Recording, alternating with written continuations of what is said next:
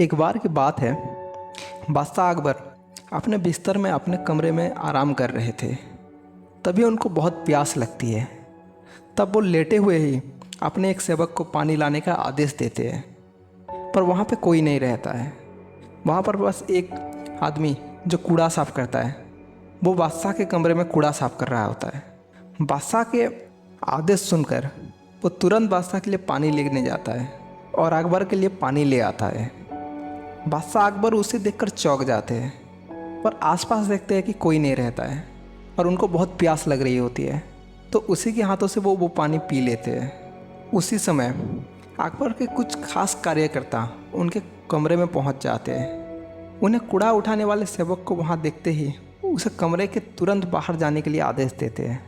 फिर उन्होंने कुछ देर बादशाह से बात की और वो भी उनके कमरे से चले गए। तभी कुछ देर बाद बादशाह और अकबर का पेट खराब होने लगता है।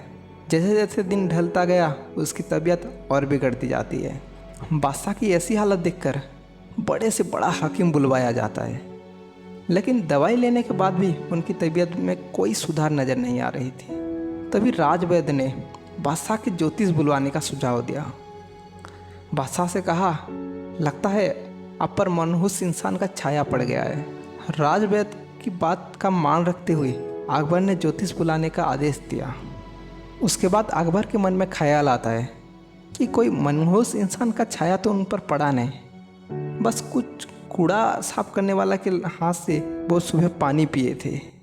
यह सोचते ही उन्होंने उस कचरा साफ करने वाले आदमी को तुरंत मौत की सज़ा सुना देते हैं और उसे कालगृह में बंद करने का आदेश दे देते हैं।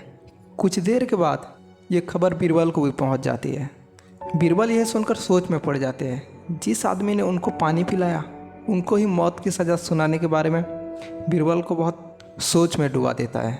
वो तुरंत उस कर्मचारी के पास पहुंचते हैं और बोलते हैं, तुम चिंता मत करना, मैं तुम्हें किसी न किसी तरीके से ज़रूर बचा लूँगा।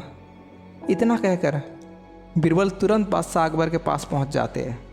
बादशाह अकबर के पास पहुंचते ही बीरबल ने बादशाह से पूछा, आपको क्या हुआ, कैसे इतना बीमार पड़ गए?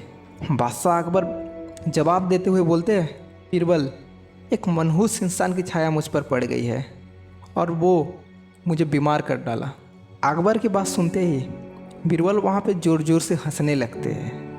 यह देखकर अकबर को बहुत ख़राब लगता है। उन्होंने कहा, बीरबल, तुम मेरी बीमार का मजाक उड़ा रहे हो? बीरबल ने कहा, नहीं नहीं बादशाह, मुझे तो बस इतना कहना है कि अगर मैं आपके सामने उस कूड़ा उठाने वाले कर्मचारी से भी बड़ा मनहूस ले आऊँ तो क्या आप नौकर की सज़ा माफ़ कर देंगे? उसके बाद अकबर बोलता है, उससे भी बड़ा मनहूस कोई हो सकता है क्या? चलो तुम किसी बड़े मनहूस को ले आओ, मैं उसे माफ़ कर दूंगा।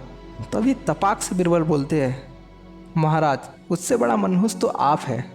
तभी महाराज बहुत गुस्सा हो जाते हैं, पर महाराज की कुछ बोलने से पहले बीरबल बोलते हैं, उस मामूली नौकर ने तो बस आपकी प्यास बुझाने के लिए आपको पानी दिया, लेकिन आपको लग रहा है कि उसके कारण आपकी तबीयत खराब हो गई है।